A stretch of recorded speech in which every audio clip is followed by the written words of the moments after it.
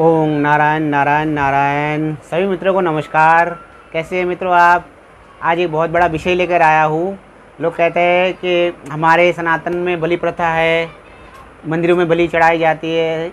मैं काफ़ी दिनों से सोच रहा था विषय में एक वीडियो बनाऊँ, तो आखिरकार मैं इस विषय को लेकर आया हूँ। मैंने आपसे पहले भी प्रॉमिस किया था शायद फेसबुक में। एक्चुअली में क्या है ना, आप मुझे बता सकते हैं कोई जगह कहाँ पर लिखा हुआ है कि बलि प्रथा दी जाती है? सबसे पहले हमारे धर्म के बारे में जो बलि देते हैं उनको ABCD नहीं मालूम। सनातन धर्म के बारे में ABCD नहीं मालूम, और चले जाते हैं मंदिरों में बलि चढ़ाते, प्राणियों की हत्या करते हैं और कहते हैं कि देखो हमने धार्मिक कार्य किया है और हमें ये मिलेगा, हमें पुण्य मिलेगा, ये मिलेगा, बहुत सारी चीज़ें मिलेगी, हमारा कल्याण होगा। तो इस तरह से आप कल्याण करोगे समाज का? क्या कहता है हमारा सनातन? क्या कहता है हमारा सनातन? साफ साफ कहता है धर्म की जय हो, अधर्म का विनाश हो, प्राणियों में सद्भाव हो और विश्व का कल्याण हो। सनातन धर्म विश्व के कल्याण का उद्घोष है। हर मंदिर, हर संस्था से सुबह शाम सिर्फ एक ही आवाज़ आती है कि विश्व का कल्याण हो, प्राणियों में सद्भाव हो और सब में प्रेम हो, सभी सुखी हो, सभी हो निरोगी, सब पर बरसे ईश्वर की कृपा। ये कहता है सनातन। सर्व भवन्तु सुखीना, हिंदू भवन्तु सुखीना ऐसा तो नहीं कहता कि हिंदू ही सिर्फ उन्हीं का सुख हो। सनातन कहता है सर्व भवन्तु सुखीना, अर्थात सभी सुखी हो। उदार चरित्र वाला तो अपनी वसुंधरा को अपना परिवार मानता है।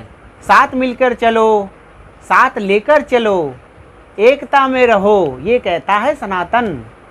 रामायण से पहले सनातन नहीं था। कृष्ण भगवान की जीवन से पहले, उनकी जन्म से पहले सनातन नहीं था। राम जी ने चारों वेदों का पाठ पठन किया, कृष्ण जी ने चारों वेदों का पाठ पठन किया, हनुमान जी ने चारों वेदों का पाठ पठन किया, जिसको आप आम बोलचाल की भाषा में संविधान भी कह सकते हैं। दो है हमारा धार्मिक ग्रंथ, और कहते हैं कि भाई बलि चढ़ानी चाहिए, बलि प्रथा होनी है। ये है, हम तो भाई धार्मिक कार्य कर रहे हैं। तो ये है आपका धार्मिक कार्य। किसी की हत्या करो, किसी की जीवन समाप्त कर दो, वो ये है आपका धार्मिक कार्य। माता कहती है, देवी कहती है, कहाँ पे मुझे बताइए, कहाँ से शुरुआत आई हुई? बस जी भेड़ चाल चल रहा है जी। हमारे दादाजी करते थे, हमारे माताजी करते थे, हमारे पिताजी करते थे, हम भी कर रहे हैं जी, हमारे पूर्वज करते थे जी। कई 100 वर्षों से, 500 वर्षों से चली आ रही है जी, तो हम भी कर रहे हैं। लेकिन हमने कभी अध्ययन नहीं किया, ये हम क्यों कर रहे हैं? कभी हमने धार्मिक ग्रंथों को खोल के पढ़ा नहीं पढ़ा ना, और चल दिए अपना कुकृत्य करने के लिए। 11 उपनिषद, 4 वेद, 6 दर्शन, रामायण महाभारत, कहाँ पे लिखा हुआ बलि प्रथा है? कोई कह सकता है? कोई प्रमाण कर सकता है? नहीं ना। रामायण और महाभारत हमारा इतिहास है, और 4 वेद, 11 उपनिषद और 6 दर्शन, भगवत गीता, मनुस्मृति, ये हमारे धार्मिक ग्रंथ है। मनुस्मृति में कहाँ लिखा हुआ है? मनुस्मृति को लोग बदनाम करते हैं, क्यों? क्योंकि मनुस्मृति में ऐसी बातें लिखी गई है जो महर्षि मनु जी ने नहीं लिखी है। क्योंकि मैक्स मुलर अंग्रेजों के काल में उन्होंने एडिटिंग किया है, फूट डालो और राज करो, मनुस्मृति को गड़बड़ कर दो जी, और इनमें जो है ना छूत और अछूत जातियों में विभक्त कर दो जी, कि मनुस्मृति जो ब्राह्मणों को अधिकार है पढ़ने का, बाकी किसी को अधिकार नहीं है। लेकिन मनुस्मृति में ऐसा कुछ नहीं है, उनमें वर्ण व्यवस्था है, कोई छूत नहीं है, कोई अछूत नहीं है, सब समान है, ये कहता है मनुस्मृति। क्योंकि आजकल जो बाज़ारों में मनुस्मृति मिल रही है वो मैक्स मुलर की एडिटिंग की हुई है। असली ओरिजिनल मनुस्मृति भी मिलेगी, ढूंढिए, मिलेगी आपको, जो महर्षि मनु ने लिखी थी। अब प्रश्न ही उठता है बलि क्यों दी जाती है? अपने स्वार्थ के लिए। भाई हमें जी बकरा खाने का मन कर रहा है जी, हमें तो भैंसा खाने का मन कर रहा है जी, अब क्या करें? बीच में देवी जी को ले आते हैं, माता जी को ले आते हैं, चले हम माता जी बलि मांग रही है जी, मेरे सपने में आया था, या फिर बहुत जी हमारे धर्म में चली आ रही प्रथा। बस काट दिया, बलि कर दी, उसके बाद उसको फेंकते तो है नहीं जी, बस आपस में मिल बांट के खा लेते हैं जी। बस क्या है, कोई हमें कोई टोकेगा नहीं, कोई हमें टोकेगा नहीं, क्योंकि माता का स्टैम्प लग चुका है जी। अरे फलाना है तो देखो यार, बलि चढ़ाया, धार्मिक कार्य किया, भाई उसको क्यों रोको? नहीं, मत रोको, धार्मिक कार्य में किया है जी, स्टैम्प लग गया माता का, देवी जी का स्टैम्प लग गया जी। देवी रक्त मांगती है, देवी माता बलि मांगती है, कभी नहीं मांगती। कहाँ? धर्म ग्रंथ में लेके आइए ना, प्रस्तुत कीजिए, मुझे दिखाइए, वो श्लोक दिखाइए वो पेज नंबर दिखाइए जहाँ पे लिखा हुआ है। नहीं ना, नहीं दिखा पाएंगे आप, क्योंकि सनातन धर्म हमेशा शांति की बात करता है, ना कि मार काट की बात करता है।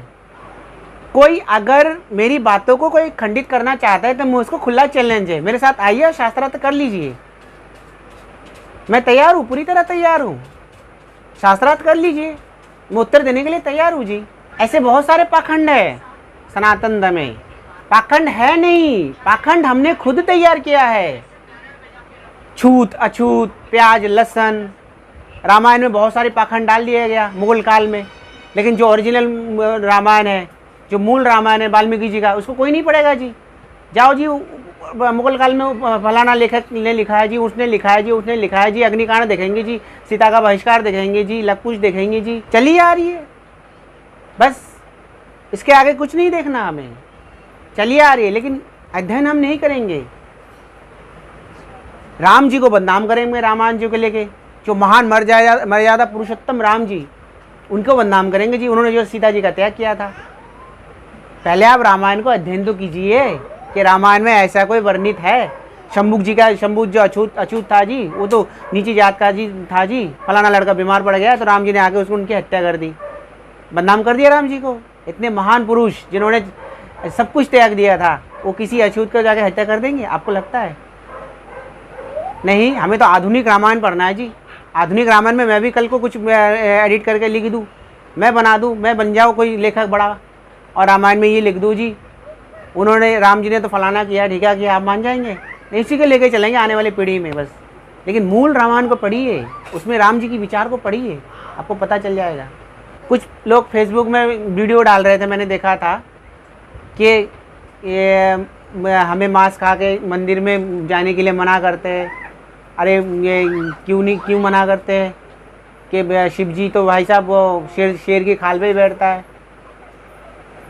और जो हम पूजा में ढोल बजाते हो तो चमड़े का ही होता है, तो वो भी तो अशुद्ध है, तो फिर पूरा मंदिर ही अपवित्र हो गया। अरे पहले बोलने से पहले अपने धर्म के बारे में, धर्म की ABCD तो जान लो, उसकी बात बोलो ना।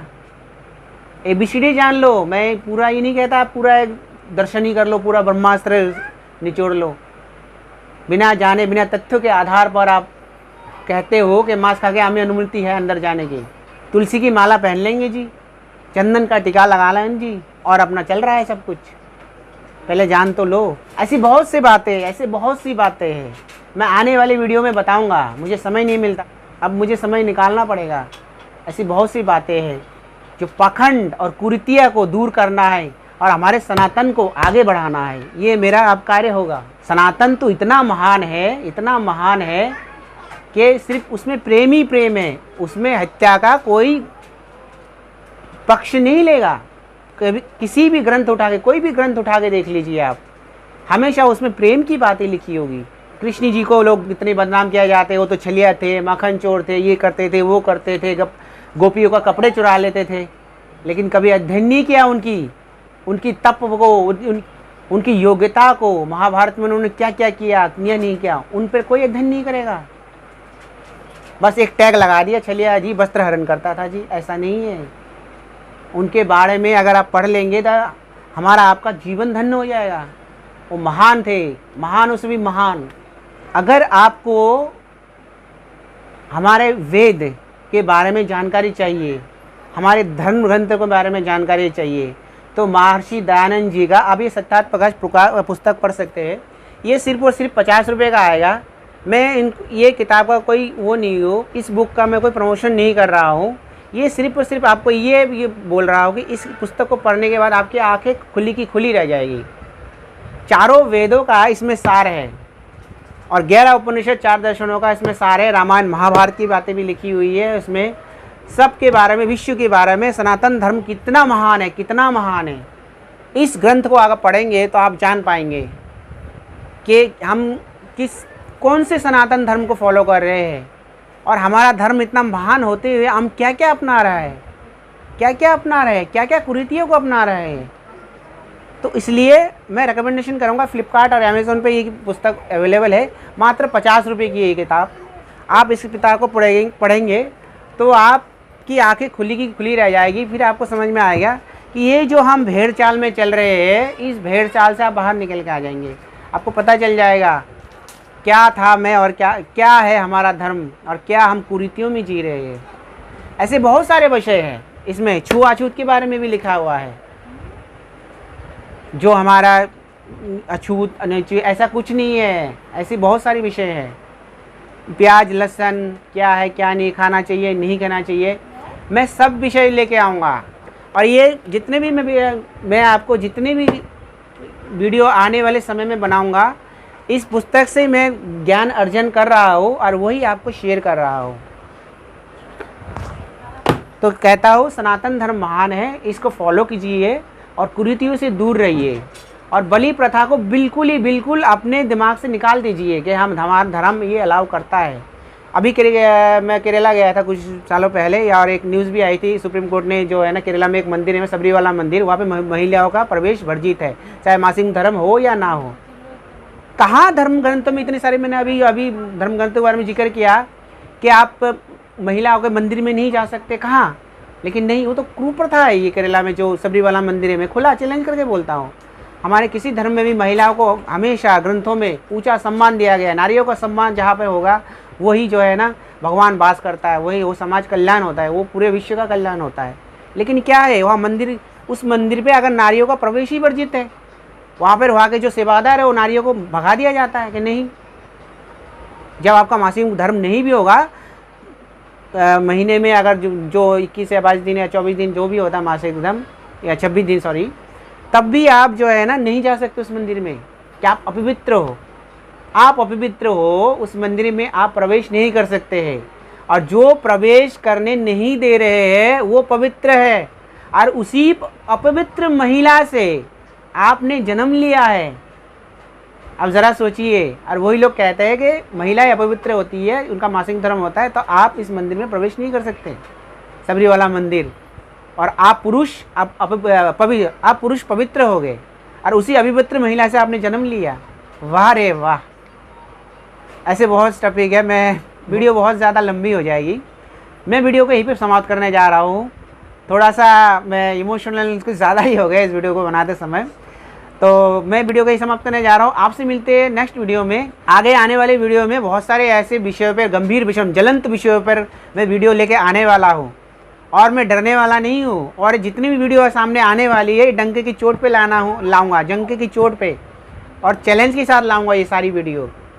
तो आपसे मिलते हैं नेक्स्ट वीडियो में, तब तक के लिए जय श्री राम, वंदे मातरम।